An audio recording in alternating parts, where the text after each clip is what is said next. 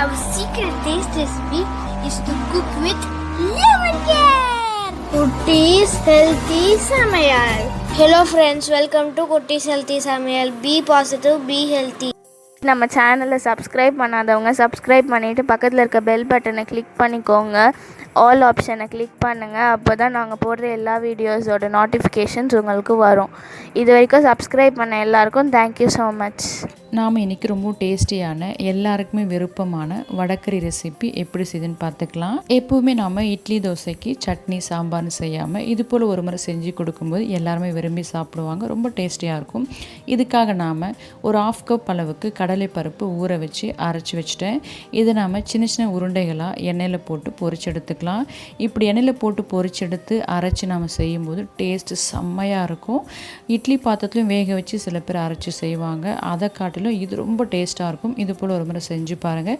இப்போ பொரிச்சதெல்லாம் ஒரு பவுலில் எடுத்து ஆற வச்சுக்கலாம். இது ஆறின பிறகு மிக்ஸி ஜாரில் ஆட் பண்ணி நம்ம நல்லா பொடியை அரைச்சி எடுத்துக்கலாம்.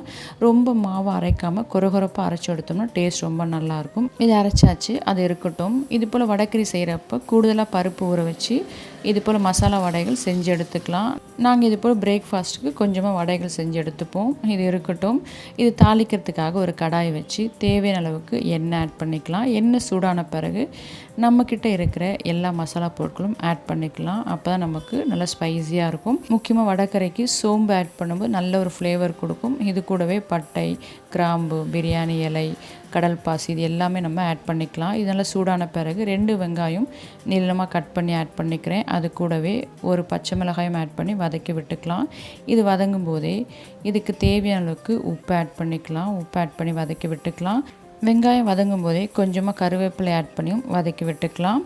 இது நல்லா நமக்கு வதங்கி வரணும். அப்போ தான் நமக்கு டேஸ்ட் நல்லாயிருக்கும். வெங்காயம் நல்லா வதங்கி வந்திருக்கு. இந்த ஸ்டேஜில் ஒரு தக்காளி நீளமாக கட் பண்ணி ஆட் பண்ணிக்கலாம். இதையும் நல்லா நம்ம வதக்கி விட்டுக்கணும். இதுவும் நல்லா நமக்கு மேஷ் ஆகி வதங்கி வரணும். இப்போ பாருங்கள், தக்காளி நல்லா நமக்கு வதங்கி வந்திருக்கு. இந்த ஸ்டேஜில் 1 ஸ்பூன் இஞ்சி பூண்டு பேஸ்ட் ஆட் பண்ணிக்கலாம். நான் இன்றைக்கி இஞ்சி பூண்டு தட்டி தான் ஆட் பண்ணியிருக்கேன். இப்படி சேர்த்தாலும் உங்களுக்கு டேஸ்ட் ரொம்ப நல்லாயிருக்கும், ஃப்ளேவர் ரொம்ப நல்லாயிருக்கும்.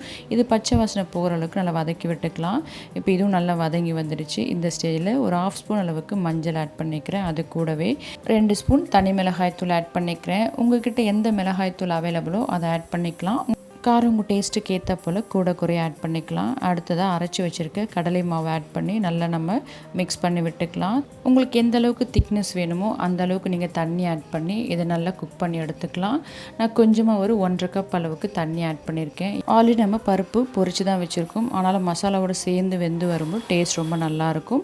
இது கூட ஒரு 1/4 ஸ்பூன் அளவுக்கு பெருங்காய பவுடர் ஆட் பண்ணி நல்லா மிக்ஸ் பண்ணி விட்டுக்கலாம். தண்ணி ஆட் பண்ண பிறகு 5 to 7 மினிட்ஸ் நம்ம இதை கொதிக்க வச்சு தேவையான அளவுக்கு திக்னஸ் நம்ம இறக்கணும்னா டேஸ்ட் ரொம்ப நல்லாயிருக்கும்.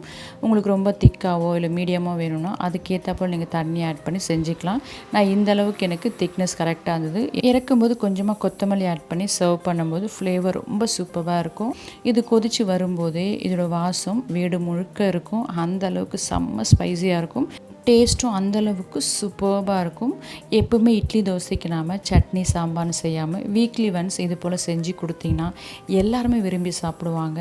அந்தளவுக்கு செம்ம டேஸ்டியாக இருக்கும். இது கூடவே மசாலா வடை செஞ்சு வைக்கும்போது அதுவும் சூப்பராக இருக்கும். நான் இன்றைக்கி செஞ்சுருக்க அளவுகள் டிஃபன் ரெசிபிக்கு 4 பேர் தாராளமாக சாப்பிட்லாம். உங்களுக்கு இன்னும் கூட தேவைன்னா உங்கள் தேவைக்கேற்ற போல் கடலைப்பருப்பு நீங்கள் ஊற வச்சு அரைச்சிக்கலாம். அதுக்கேற்ற போல் மசாலா பொருட்களும் நீங்கள் ஆட் பண்ணி செய்யும்போது டேஸ்ட்டு செம்மையாக இருக்கும். நாங்கள் இன்றைக்கி தோசைக்கு தான் செஞ்சோம். டேஸ்ட்டு செம்மையாக இருந்தது. இன்னும் நம்ம சமையலின் சூப்பர் சுவைக்கு just cook with love and care. நீங்களும் இது போல் செஞ்சு பாருங்கள். செஞ்சு பார்த்துட்டு உங்கள் டேஸ்ட்டு உங்கள் எக்ஸ்பீரியன்ஸ் எங்களுக்கு கமெண்ட் பண்ணுங்கள். மறக்காமல் லைக் பண்ணுங்கள். ஃப்ரெண்ட்ஸ் அண்ட் ஃபேமிலிக்கு ஷேர் பண்ணுங்கள். தொடர்ந்து சப்போர்ட் பண்ணுங்கள். தேங்க்யூ. Yummy tasty. நீங்களும் ட்ரை பண்ணுங்கள், என்ஜாய் பண்ணுங்கள், ஹெல்த்தியாக இருங்க.